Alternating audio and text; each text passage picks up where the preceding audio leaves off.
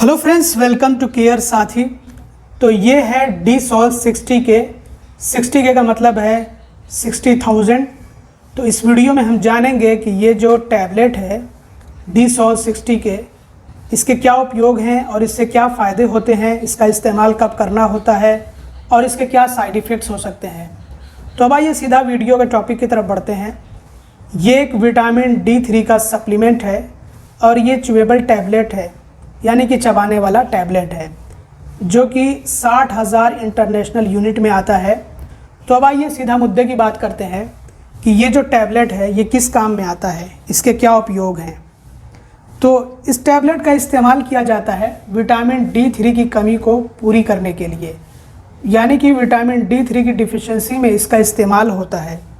अब आइए हम बात करते हैं कि विटामिन D3 की डिफिशिएंसी हो अगर, तो उसके क्या सिम्टम्स होते हैं, क्योंकि सबसे पहले सिम्टम्स ही देखे जाते हैं, उसके बाद डायग्नोस किया जाता है, जिससे कि हमें डिफिशिएंसी के बारे में पता चलता है।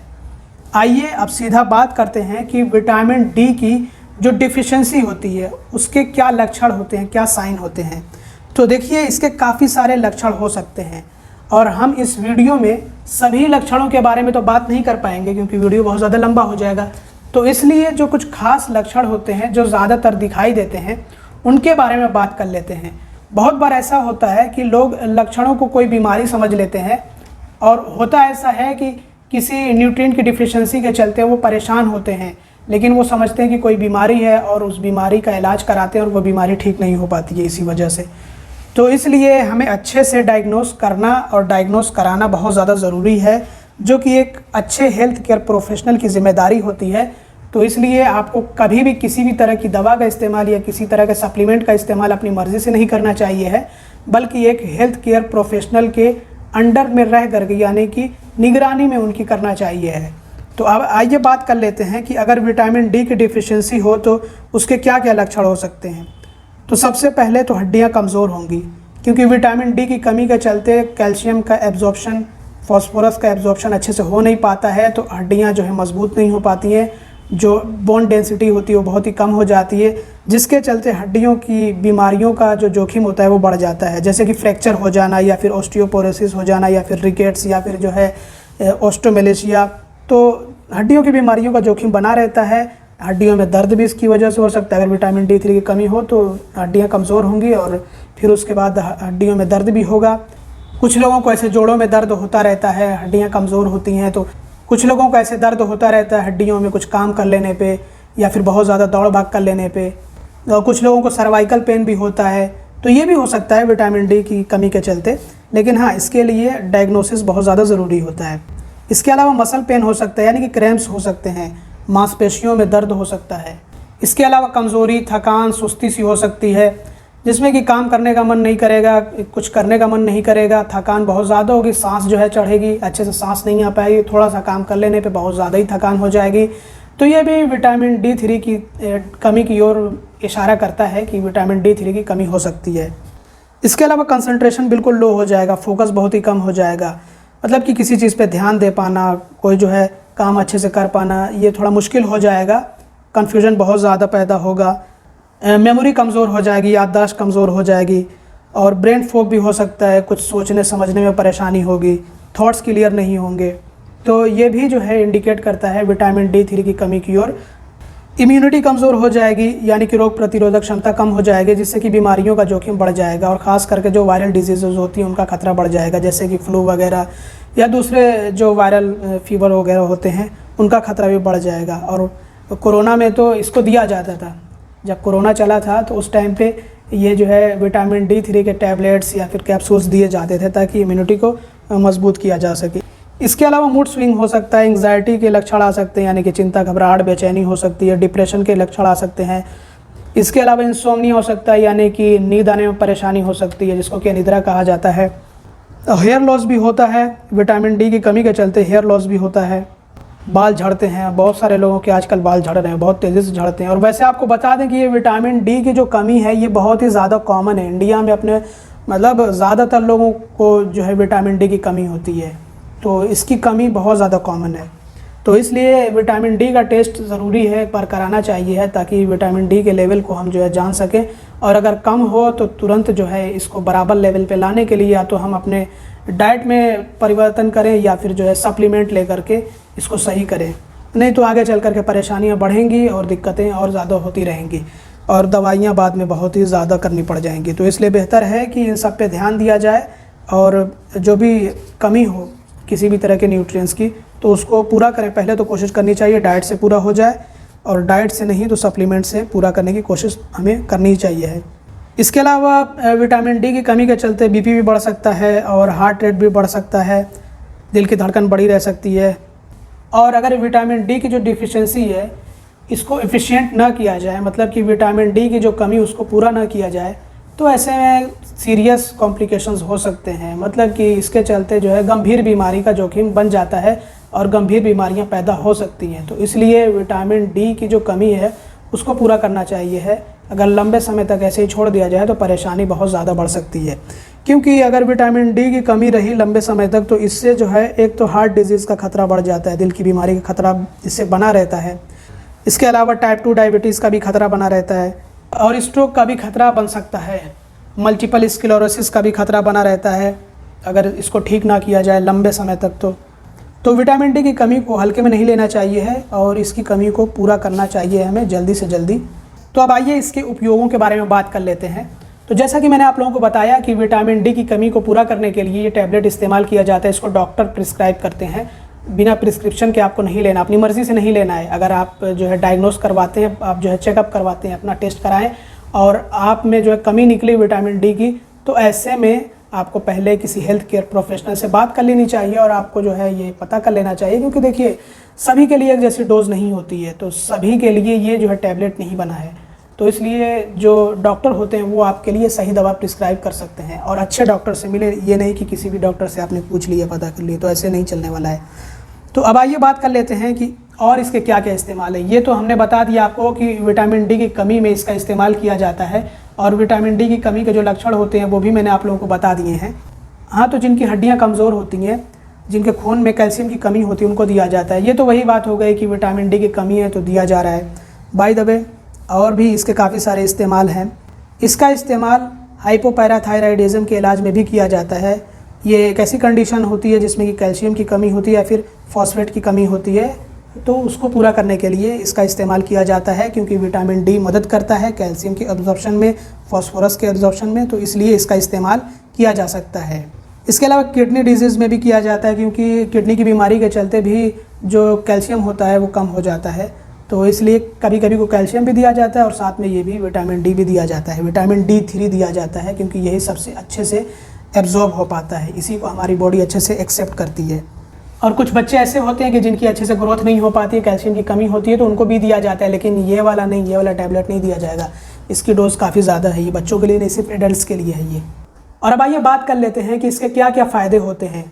तो जैसा कि आप लोगों को बता दिया गया है कि इसका इस्तेमाल होता है विटामिन डी की कमी को पूरा करने के लिए। तो विटामिन डी की कमी के चलते जो भी हेल्थ कंडीशंस पैदा हों, जो भी परेशानियां पैदा हों, उनको ये दूर करने में मदद कर सकता है, क्योंकि इसके इस्तेमाल से विटामिन डी की जो कमी है वो दूर होगी। विटामिन डी भरपूर मात्रा में हमें इससे मिल सकता है अगर हम अच्छे से सप्लीमेंट का इस्तेमाल करें या फिर हम अपने डाइट से अच्छे से विटामिन डी लें।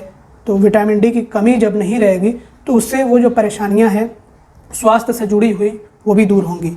तो कौन कौन सी परेशानियाँ एक बार दोबारा से आप लोगों को मैं बता देता हूँ। जैसे कि कमज़ोरी होना, बहुत ज़्यादा कमज़ोरी महसूस हो, थकान महसूस हो या फिर बार बार बीमार पड़ना, अगर विटामिन डी की कमी के चलते ये सारी परेशानियाँ हैं तो ये सब परेशानियाँ दूर होंगी। इसके अलावा दर्द रहना, बैक पेन होना, पीठ दर्द होना या फिर हड्डियों में दर्द होना या फिर मसल क्रैम्प्स होना या फिर एंग्जाइटी और डिप्रेशन जैसे लक्षण होना, या फिर अगर ज़ख़म हो जाए तो वो जो है भरने में बहुत ज़्यादा टाइम लगना क्योंकि इम्यूनिटी कमज़ोर हो जाती है, या फिर हड्डियों की बीमारी है तो वो भी अगर विटामिन डी की कमी की वजह से हुई है तो वो भी दूर होगी, या फिर बाल झड़ रहे हो बहुत तेज़ी से तो बाल का झड़ना रुकेगा, या फिर अगर जो है वज़न बढ़ रहा हो विटामिन डी की कमी के चलते तो वज़न का बढ़ना रुकेगा। तो ये सारे इसके फ़ायदे होते हैं। या फिर इंसोम्निया हो डिप्रेशन और एंग्जाइटी की वजह से, और जो कि डिप्रेशन और एंग्जाइटी विटामिन डी की कमी के चलते हो, तो ऐसे में इंसोम्निया की जो परेशानी वो भी दूर होगी, यानी कि जो नींद नहीं आती है वो भी ठीक हो जाएगी। तो अगर इसके कुछ की बेनिफिट्स के बारे में बात करें तो विटामिन D3 के सप्लीमेंट के चलते हमारी हड्डियां मजबूत होती हैं और पूरा हमारा स्वास्थ्य जो है वो अच्छा बना रहता है, हम स्वस्थ रहते हैं। और ये जो विटामिन D है ये एक फ़ैट सोल्यूबल विटामिन है, मतलब कि ये फ़ैट के अंदर ही घुलेगा। तो इसके लिए हमें अच्छी क्वालिटी का फ़ैट, हेल्दी फ़ैट चाहिए है, अच्छा तेल चाहिए है, घी वगैरह हो, अच्छा बेहतरीन देसी घी हो या फिर जो है दूध हो। तो ऐसे में हम इसका इस्तेमाल करें तो ये अच्छे से फ़ायदा करेगा। या फिर कोई ऐसा दूसरा तेल जैसे एक्स्ट्रा वर्जिन ऑलिव ऑयल फलाना ढिमका जो अच्छे क्वालिटी के हों, जिसमें किसी भी तरह का एडल्ट्रेशन ना हो, कोई मिलावट ना हो। तो इसके साथ में अगर हम इस तरह के फ़ैट के साथ में लेंगे तो ये अच्छे से उसमें जो है घुल पाएगा और ये हमें फ़ायदे पहुंचा पाएगा। इसके अलावा ये जो विटामिन D है ये कैल्शियम और फॉस्फोरस को एब्जॉर्ब कराने में भी हमारे शरीर की मदद करता है और इनको बचाए रखने में भी मदद करता है। और ये तो आपको पता है कि कैल्शियम और फॉस्फोरस ये ऐसे मिनरल्स हैं जो कि हमारी बॉडी के लिए बहुत ज़्यादा ज़रूरी है। इससे हमारी हड्डियाँ मजबूत होंगी, हमारा जो शरीर है ये मजबूत होगा, हमारे अंदर फुर्ती आएगी, चुस्ती आएगी और मसल हमारे मजबूत होंगे। ओवरऑल हमारी हेल्थ जो है इससे बनी रहेगी, अच्छी बनी रहेगी। और अब आइए बात कर लेते हैं कि इसको कैसे लेना होता है, इसके इस्तेमाल का क्या तरीका होता है। तो ये जो टैबलेट्स आप देख रहे हैं जो कि 60,000 IU में इंटरनेशनल यूनिट में है, इनको हफ्ते में बस एक बार लेने की सलाह दी जाती है जो डॉक्टर होते हैं उनके द्वारा। वो भी इसको तब लेने की सलाह दी जाती है जब विटामिन D की अच्छी खासी डिफिशिएंसी हो। तो ऐसे में इसका इस्तेमाल करना जो है बताया जाता है डॉक्टर द्वारा कि इसका इस्तेमाल करना है, हफ्ते में एक बार इसको लेना है। कैसे लेना है? खाने के बाद, खाने के तुरंत बाद। कैसे आप लेंगे इसको? तो ये चबाने वाला टैबलेट है, चूसने वाला टैबलेट इसको कुछ लोग कहते हैं, मतलब वही है। इसको आप चबा भी सकते हैं, चूस भी सकते हैं। वैसे तो मैं कहूँगा कि आप इसको चबाइए, इसको आप देसी घी के साथ चबा लीजिए तो बेहतर है, इससे आपको फ़ायदे मिलेंगे। या फिर कोई आप अच्छे क्वालिटी का ऑयल इस्तेमाल कर रहे हैं, एक्स्ट्रा वर्जिन ऑलिव ऑयल, तो वो भी आप ले सकते हैं। दूध हो आपके पास जो है देसी गाय का दूध हो या फिर भैंस का भी देसी भैंस का दूध हो, मतलब कि दूध हो बिल्कुल शुद्ध दूध हो, तो उसके साथ भी ले सकते हैं। अच्छा जो है क्रीमी दूध हो, मतलब जिसमें फ़ैट अच्छा खासा हो, तब ये अच्छे से उसमें जो है घुल पाएगा और आपको जो है अपने फ़ायदे दे पाएगा।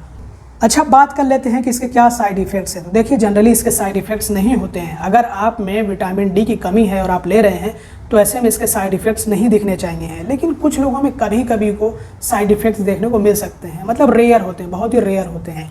क्या होंगे? अगर अच्छे से एब्जॉर्ब नहीं हो पाएगा तो पेट में थोड़ी परेशानी होगी, मतलब थोड़ा जो है नौशिया जैसा महसूस हो सकता है, ब्लोटिंग हो सकती है, गैस बन सकती है, अपच की समस्या आ सकती है, और ये भी बहुत टेम्परेरी होती है। लेकिन अगर गंभीर दुष्प्रभावों के बारे में बात करें, जिसको हम विटामिन D टॉक्सिसिटी कहते हैं, तो ये रेयर है, बहुत ही कम होता है। बट हो सकता है अगर इसको हम ओवरडोज करें तो, मतलब बहुत ही ज़्यादा मात्रा में लें तो इसलिए बचना चाहिए ओवरडोज से।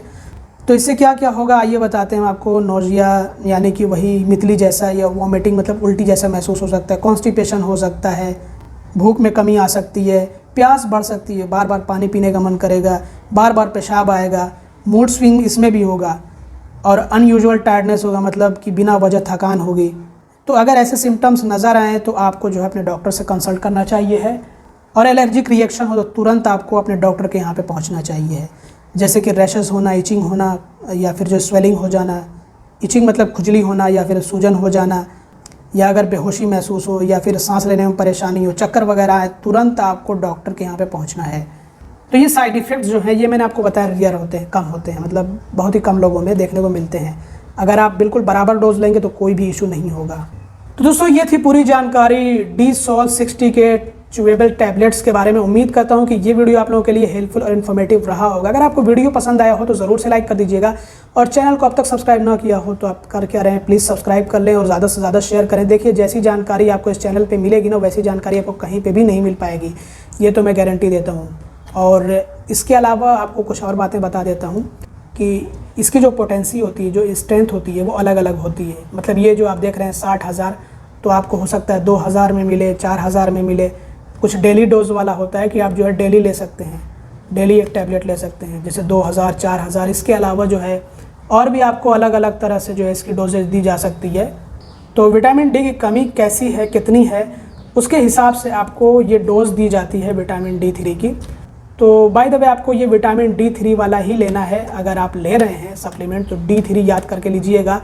और ये जो D-Sol 60 की है, ये सिप्ला की तरफ से आता है। इसका प्राइस जो है अराउंड 80 रुपये, यहाँ पे तो दिया हुआ है 100 रुपये में, बट ये आपको मेरे ख्याल से 90 रुपये तक का मिल जाना चाहिए। अगर आप जो किसी फार्मेसी से लेते हैं, ऑफलाइन जा करके किसी फार्मेसी से, मेडिकल स्टोर से लेते हैं, तो 90 रुपये तक में मिल जाना चाहिए है। ये देखिए, ये एरिया पे भी डिपेंड करता है। इसके अलावा ये ऑनलाइन भी मिल जाएगा, टाटा 1mg पे अमेज़ॉन पर भी अवेलेबल है। लिंक वैसे मैं डिस्क्रिप्शन में दे दूँगा। अगर कमी हो और आपके डॉक्टर ने रिकमेंड किया हो तो आप ले सकते हैं। तो ये 80-90 रुपये में मिल जाता है ऑनलाइन। और इसके अलावा और भी दूसरी कंपनीज़ हैं जो कि इस तरह के टैबलेट्स बनाती है, और काफ़ी सारी कंपनीज़ जो है वो सॉफ्ट जेलेटिन वाले जो कैप्सूल्स होते हैं वो बनाते हैं, सॉफ्ट जेल कैप्सूल जिनको कहा जाता है। तो मैं तो यही रेकमेंड करूँगा कि अगर आप ले रहे हैं तो ये टैबलेट्स ही लीजिए, चबाने वाले। नहीं मिलता है तो मजबूरी है, फिर आप जो है सॉफ्ट जेल कैप्सूल्स भी ले सकते हैं। इसके अलावा ग्रेन्यूल्स भी आते हैं, इसके अलावा सॉल्यूशन भी आते हैं। इसके सिरप टाइप का होता है, उसको मिक्स करके किसी फैटी चीज़ में मिक्स करके जो है उसको पीना होता है। और बहुत सारी कंपनियां हैं जो कि नेचुरल एक्सट्रैक्टेड विटामिन D3 के सप्लीमेंट्स बनाती हैं, तो उनके भी लिंक्स मैं आपको डिस्क्रिप्शन में और पिन कमेंट में दे दूंगा। अगर आप हर्बल वाला लेना चाहते हैं जो कि बताया जाता है कि नेचुरली एक्सट्रैक्टेड है, तो वो भी मैं दे दूंगा लिंक, आप चेक कर सकते हैं उनको। और कुछ ऐसे खाने होते हैं, ऐसे फूड सोर्स होते हैं जिनसे आपको विटामिन D मिल जाता है, वो मैं आप लोगों को बता देता हूँ। देखिए, इसका सबसे अच्छा सोर्स है धूप, सनलाइट। वो भी आपके बॉडी पे, बिल्कुल आपके नेकेड बॉडी पे पड़ना चाहिए है जो धूप है। और सुबह के टाइम आप निकलिए, मेरे ख्याल से 8 से 10 बजे करीब ये सबसे अच्छा टाइम होता है।